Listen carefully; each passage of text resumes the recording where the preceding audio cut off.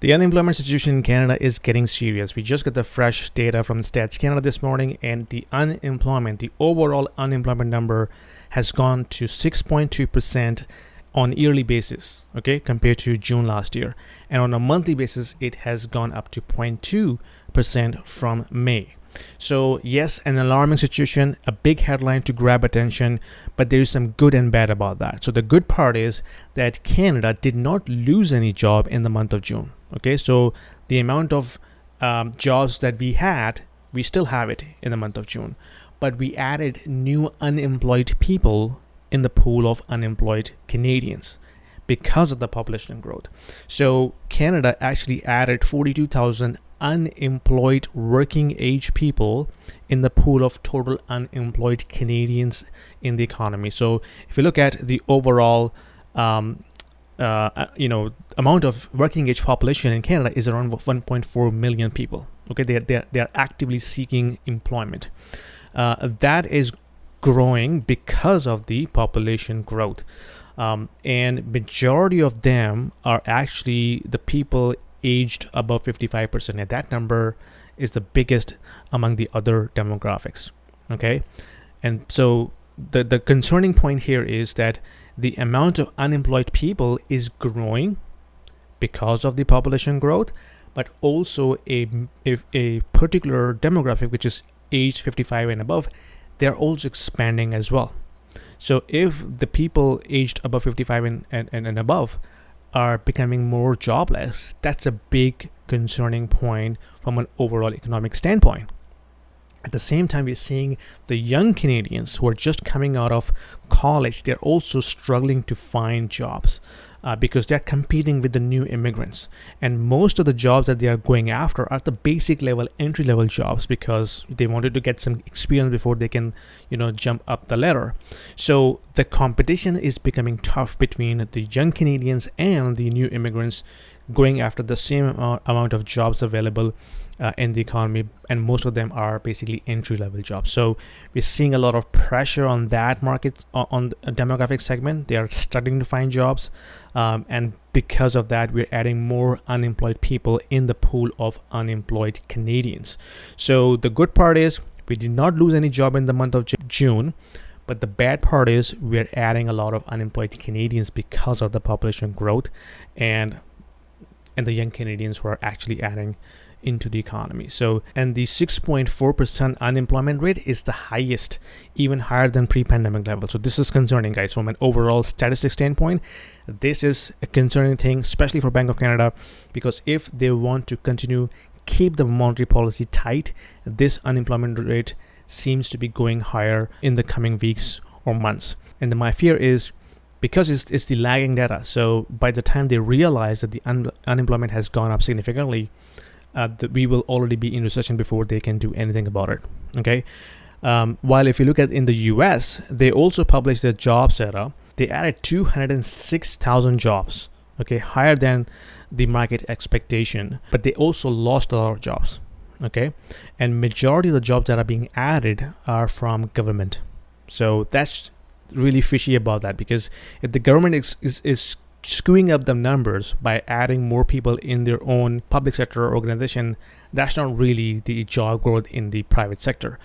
But the funny part is, if you look at the overall stats history from BLS, each time they publish the number, they revise it down afterwards, which is funny, and which is basically makes me think that they're actually worse than Stats Canada. I thought Stats Canada was one of the worst organization to skew up the numbers, but BLS seems to be even worse than Stats Canada. So if you look at this chart, you realize pretty much every time when they publish the job numbers, they revise it down afterwards.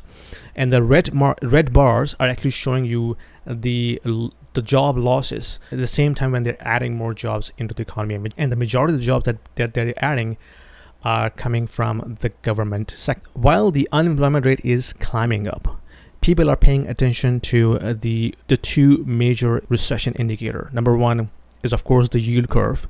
I have been talking about on this video that the yield curve is one of the best indicator to predict the recession ahead, because when the yield curve gets inverted, when it comes to uninvert after that, this is when typically we have seen the recession occurred in the history. Okay, 9 out of 10 times we have seen this has ended up having a recession after when the yield curve gets inverted and then uninverted after a few months. So we are seeing the yield curve has been inverted for almost 2 years now. And at certain point, it may uninvert. This happens, okay? This is a cycle, right? And when it happens, then of course, this is when the stuff hits the fan. But the other indicator that I want to share with you is called Sahm rule. So this is named after an economist, Claudia Sahm, who discovered that indicator. So basically, it's a moving average, okay? And what it tracks is the growth of the unemployment number. So if the growth of the unemployment above 0.5% compared to the previous low of the last 12 months, this is when it always ended up having recession. So if you look at this chart, you can realize that pretty much all the time it has 100% accuracy that whenever we have seen the unemployment rate went above 0.5% compared to its previous low in the last 12 months, it always ended in recession. Okay, right now that Sahm rule indicator is showing 0.43%, so 0.07% short than the famous 0.5% short. So if it reaches 0.5% at some point, maybe in the next month or so, then the probability of having a recession is almost there.